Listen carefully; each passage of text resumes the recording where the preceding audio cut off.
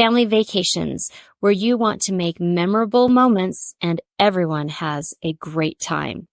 The secret to a fabulous family vacation is finding kid-friendly destinations that offer a variety of activities and moments of serene bliss where every member of the family can find their vacation sweet spot. As a parent, you will want a holiday that offers precious adult time while the kids are safely enjoying their own adventures. Let's discover what to look for in a fabulous family vacation destination and some all-in-one options so that you can just sit back and enjoy. If you are going to put this unforgettable family vacation together yourself, you will want to look at a couple of things like destination, accommodations, and itinerary. Destination. Family vacation is much more difficult to plan than either a couple's getaway or choosing a specific camp for the kids. You need to find a place that offers a variety of activities and attractions for different ages and interests. While the kids' enjoyment is important, it is equally crucial for adults to be able to relax and rejuvenate. You're looking for balance or something for everyone. Accommodations. There are so many choices now. I am a huge fan of VRBO. I like the idea of my kids being able to be kids. In hotels, it can be kind of awkward because the kids need to be quiet, lights need to go out at the same time for everyone, and lights need to come on at the same time for everyone. And it is hard to be yourself while you are all living in one room. It is especially hard to be yourself when you realize you basically have a person in the room on either side of you, above you, and below you. The walls are not that thick, so if you're a really conscientious person, it can feel like walking on eggshells. You have to catch the door so it doesn't slam. You have to be careful that the kids aren't walking and stomping too loud. It's just really hard. Then there's the whole food thing. I do not like to cook while I'm on vacation, but breakfast and snacks, well, that's not really cooking. With a family of 4, you can easily spend $40 on breakfast alone. It is difficult to have food to prepare in a hotel. The VRBO is perfect. You rent a house, oftentimes for the same price or cheaper than a hotel. Everyone gets their own room. You get a kitchen. You can even find a house to rent close to a popular destination or attractions that you plan on visiting, or if you have an active little ones, within walking distance of a great park. You can also look to see if the VRBO has features that make it more of a destination than an accommodation. So what do I mean by that? Here in Phoenix, many of the houses have swimming pools. My nieces, who live in Oregon, love to stay at a house in Phoenix with a pool, and they really don't care if they go out and see any of the sights. They love the sunshine and the pool. You can also see if there is a game room, extensive board games, or snow toys if you are heading to a colder area.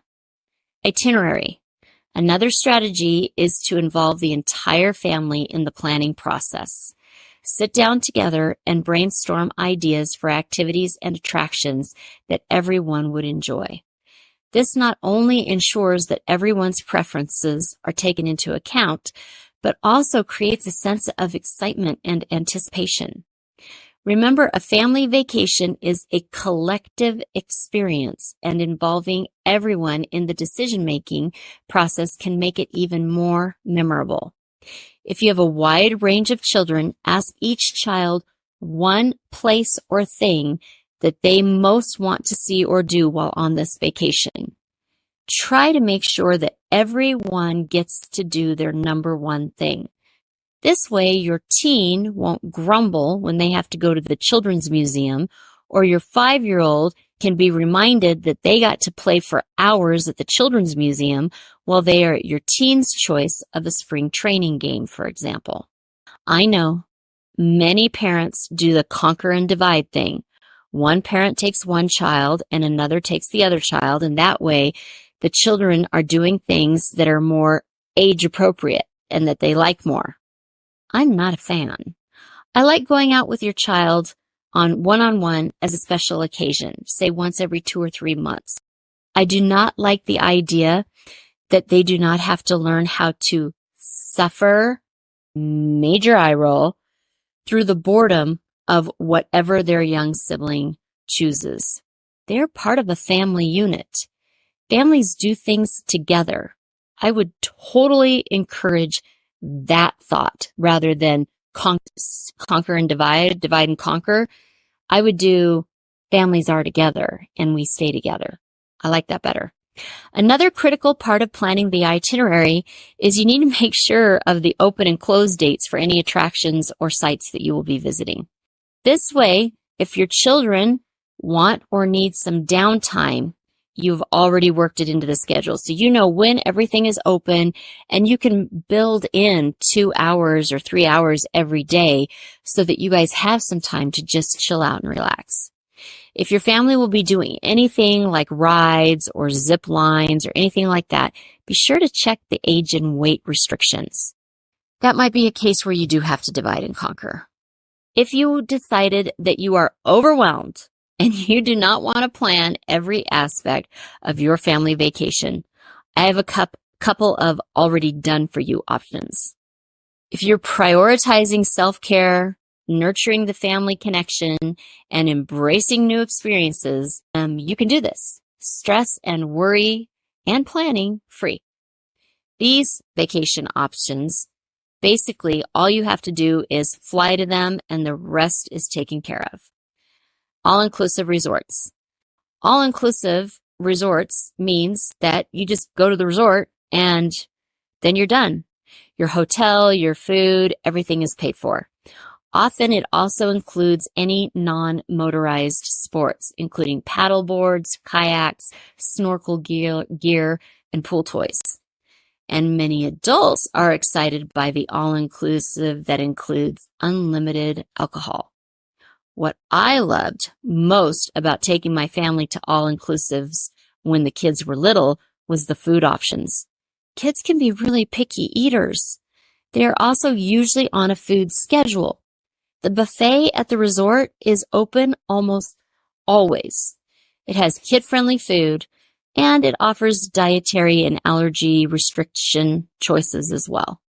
If you do your research and read the reviews, you can also find some all-inclusive results with amazing kids clubs. I usually search for all-inclusives with fabulous kids clubs first. Then I started narrowing down my choices by where they were, which was further narrowed down by the price of the plane tickets, and finally, options for me, as I am happy as long as I'm on a beach. My favorite place to search is tripadvisor.com. I like to read what other people have written about, and you can type in the search kind of like what you're looking for. For example, Mexico is usually pretty cheap for us to fly to in Arizona, and so I usually just do a search for TripAdvisor of best kids clubs in Mexico, that kind of thing. And it's a really easy search. The reviews also have the date the review is written. And this is incredibly important because, for example, I love to go to Mexico and I really love the Florida side. The Florida side gets hit by hurricanes, and sometimes those hurricanes have devastated resorts.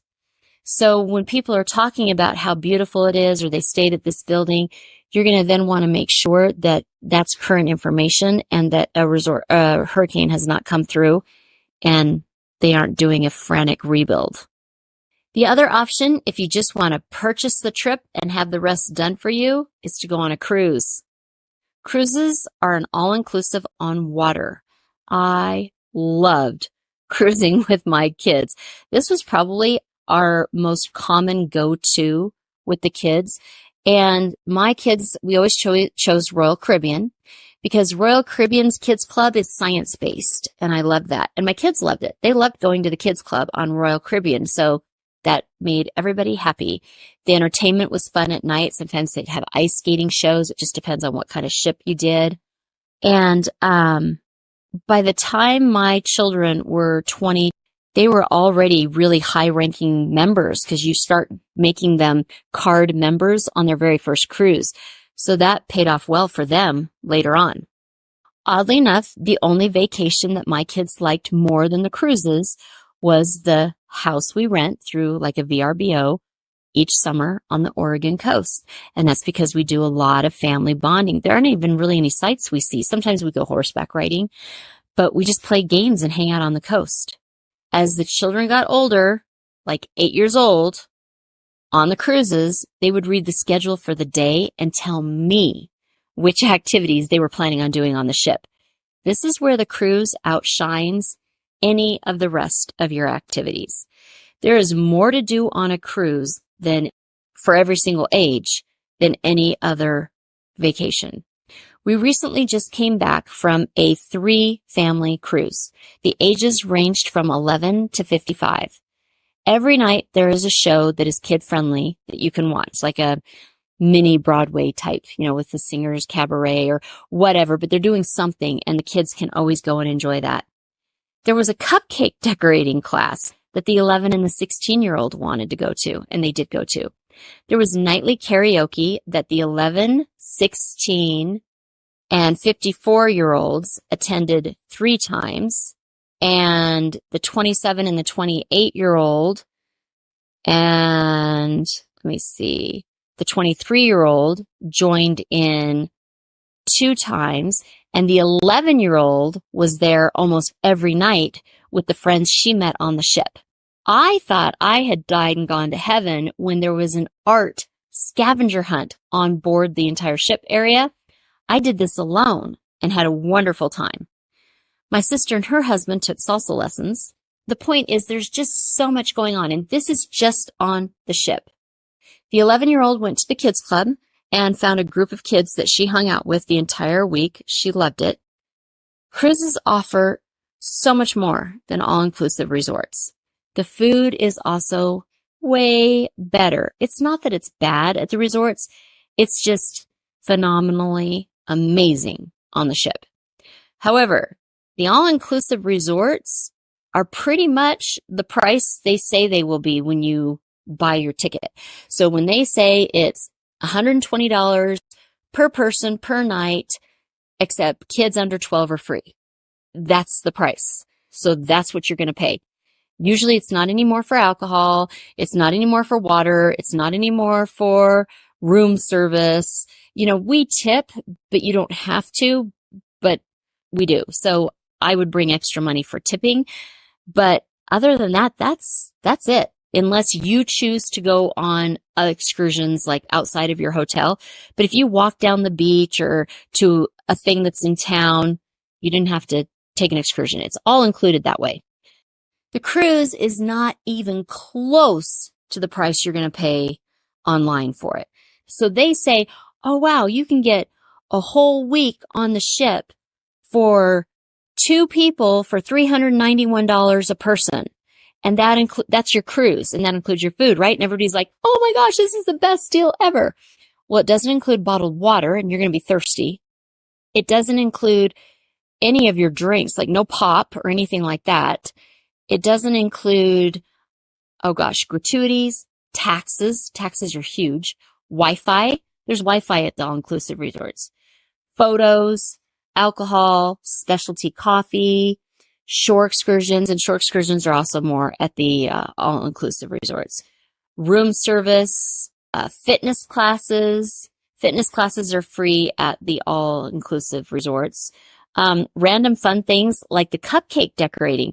If they're having a fun thing where they have to pay for supplies for it, you're going to be paying for those supplies. So if they have salsa lessons, that did not cost extra.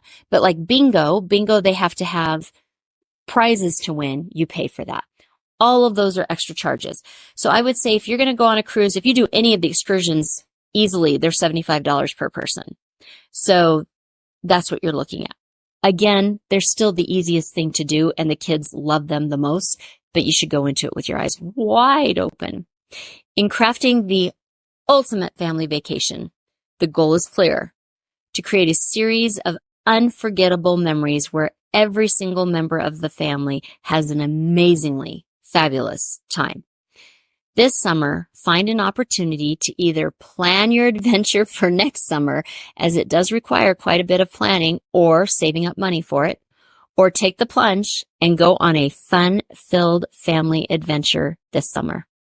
The movie quote, "The wilderness must be explored. Caw, caw, roar, Brother Bear." If you are hearing this message, you've listened to the entire episode, and for that, I want to send you a huge thank you. Please leave me a comment or review and share with other moms you know. Get in touch in the comments or on Kara's social media networks. See you next week for a new episode.